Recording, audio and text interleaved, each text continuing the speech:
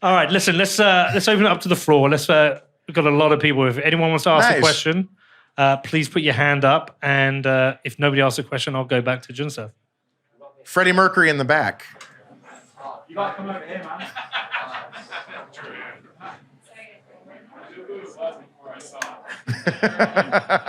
When that happens, in Brooklyn, it's actually really good camouflage.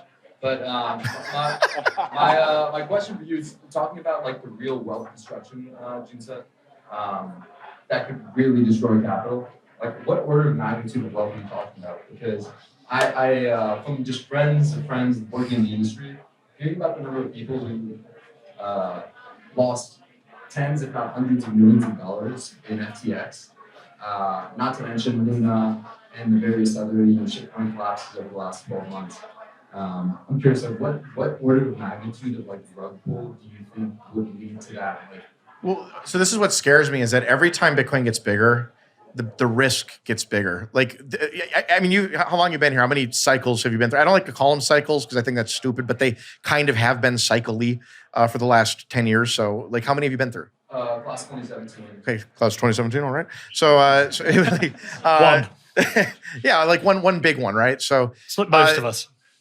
if you've been here a little longer, what you would have seen is basically every one of these cycles ends because of something happening, something collapsing. Mount Gox collapses. Leverage happens, and everyone is leveraged out, to the tits. And all of a sudden, everyone loses everything, and whatever. In this last cycle, we find out that FTX was basically propping the market up and leveraging, and all of these like wrapped Bitcoin type things are just like paper Bitcoin, right? So like there's just leverage and leverage and leverage and leverage, and it's somewhat unregulated. So what happens is every time Bitcoin pumps, the leverage enters the system, and it gets bigger and bigger and bigger. And it's like this time is what 10x bigger than the previous time. So we're talking like let's say we do this again. We go from 1 trillion to 10 trillion. The amount of leverage in 10 trillion in a system that's like $10 trillion is going to be magnitudinously larger than at 1 trillion.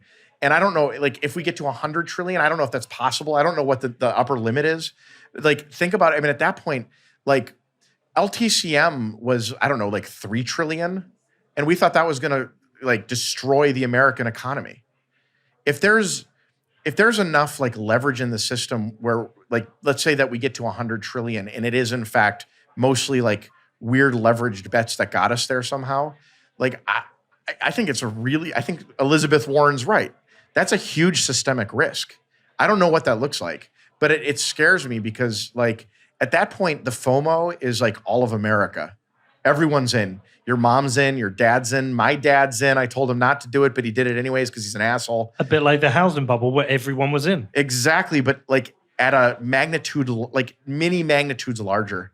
And it's weird to think that that's a possibility, but I think that every time I've watched like Bitcoin go up and I've watched more and more people get in, and I've watched like my friend's like 65-year-old mom insist that she get to buy, and like just the number of people that start to come here, the number of old people that come into like our clubhouse rooms and we're doing those and say they want to like liquidate their 401k at the top, or that they want to sell their home or mortgage their home at the top. Like I just see leverage on leverage on leverage, and everyone seems high impetus to get into leverage at the top and low impetus to get into leverage at the bottom because we're stupid. And I mean, like I think leverage on both sides is probably pretty stupid, but we're stupid.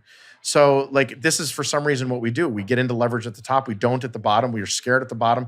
And I could just see it getting really, really scarily bad. So then is there ever like an escape velocity, or does the cyclicality just continue and you're basically making a case of the same sort of inhale, exhale continues as Bitcoin still gaps up? Or is there eventually a point where hyper-Bitcoinized world has a lower time preference and people don't lever long into bullshit JPEGs? Call it the forever pump. Is there, I mean, I dream of a world where there's an ever pump. I dream of it. I think that it would be really cool if Bitcoin just kind of like got into its groove and was going up at 8, 9, 12, 15, 20% per year for a while. It'd be great. The problem is like Bitcoin's behaved a certain way, and I don't know that it's going to continue. I don't believe in universal promises. I don't believe that like the Lord of the universe is going to force Bitcoin to act the way it's always acted. I think it could change at any given moment. But so far it's acted this particular way. And the only thing that I can think is that it's probably going to continue acting that way for a little while. And maybe there is an ever pump on the other side of this where we just all sit back and Bitcoin goes forever up and we just all become multi-billionaires as it does that. That's great. Or maybe there's not that world. And I just don't know. But what I do know is that what the behavior that I've seen in previous pumps scares the hell out of me when I think of Bitcoin doing this again 2 or 3 more times. And, Bitcoin becoming a 10 trillion or 50 trillion or 100 trillion. I don't know how, I'm not a money guy. I don't know how high that can go. But the higher it goes, the more scared I am. And I see the misbehavior now with people taking all of this extra money that they have and putting it into JPEGs and monkey butts and like whatever the hell it is that they're buying. I see collectibles like Rolex watches going up unprecedented amounts. I see my Beanie Babies now worth quite a bit more than they used to be. I see all sorts of things, baseball cards, Pokemon cards. Like, there's no world in which the S&P 500 should be outpaced by like Charizard Shadowless, first edition. If you go back to Jeff Booth, though, he says when money isn't scarce, everything else is. Yeah. So, I mean, like, people put their money in rocks. And that, to me, I don't know what that misbehavior means. All these Bitcoiners like to say, like, oh, that's Weimar Germany. I don't know. I'm not like historically knowledgeable enough to know whether that this is a perfect echo of Weimar Germany, but it's misbehavior. And I don't know why, and I don't understand it, but I think it means something. Well, it's a reflection on massive QE, which has been running since 2008. Maybe not. I don't know what it means. You might be right, but like, we've been printing money for centuries. We've always had some sort of money printing since, the early 1800s, right? Whatever it is. But if you track, there was always periods of surplus, periods of deficit. Sure. We've only had deficit now for 2 decades. That's true. And maybe this is the extent of like a giant deficit. Like maybe this is what happens. Maybe everyone's right about Weimar Germany. I don't know. But I cannot conceive of a world where over like multiple years, Charizard first edition Shadowless Pokemon cards outpace the S&P.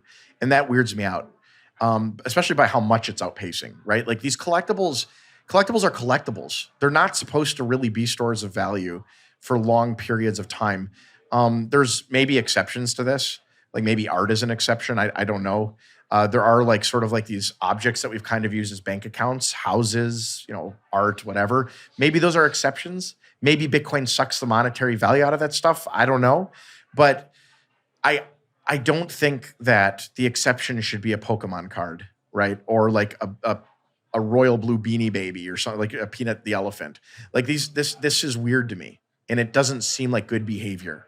Not just by people, but by an economy. Like an economy shouldn't behave that way. Yeah, that's the point. I think it's a reflection of the economy rather than people. I mean, people have always collected. Degenerateness shouldn't be rewarded, if that makes sense. Oh yeah, beer. Thank you. It's an orange pill. Is that what you said? Oh yeah, that's great. My favorite too. But yeah, degenerateness shouldn't be rewarded to this degree. And like, what's interesting right now is like generally when you look at a gambler, the gambler walks into a casino. He takes his $100,000, and that gambler pulls the lever on a few things. And over the course of a night, he loses that $100,000. It might take 40 hours or something like that, or maybe longer, right? Maybe it's a week. But he loses that money over time. Degeneracy is supposed to be that. You lose the money that like over time you put in, or at least you break even, best case scenario.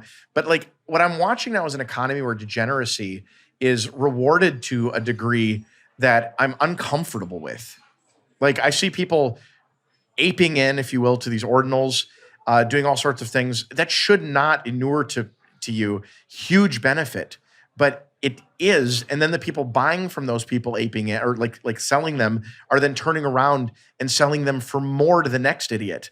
And those people are turning around and selling it for more to the next idiot. And it's degeneracy that I've never seen, and it should not be rewarded to that degree, I don't think, in a logical world. But it's happening in a time where degeneracy is being rewarded from within government. And this isn't conspiracy. You can go and look at the trading records of every senator, almost every senator within US government, their trading records. I don't know how to drink this. Not like that. You meant to tuck that in. You meant to tuck that in. But the trading records of every senator, almost every senator in That government didn't work. has outperformed the S&P. Yeah. And- Well, for different reasons, though. Like those Yeah, those they people, have good information. Those people are trading in non-material public information, right? Of course, but Yeah. what I'm saying is you're seeing kind of, open corruption from what you would probably class as now I agree. celebrity politicians. And you're also seeing that there's no punishment for the mistakes they make in government. You're seeing massive mistakes. Bear with me. Massive mistakes from within the Fed or the central bank in the UK. And we're now at a time where it's rubbed in our faces that there's a group of people make a group of decisions for them against us. And the implication for us is people can't afford houses or education, can't afford, like in the UK, people can't afford to feed their children or heat their home. They have to make choices. And so I think it's no wonder if you have degeneracy within your government, you're going to have degeneracy amongst your But it's electorate. a different kind of degeneracy. Like there's degeneracy that is legal, right? That's codified in law. Like if you behave this way, you will make money. And then like the senators, like they make that rule for themselves.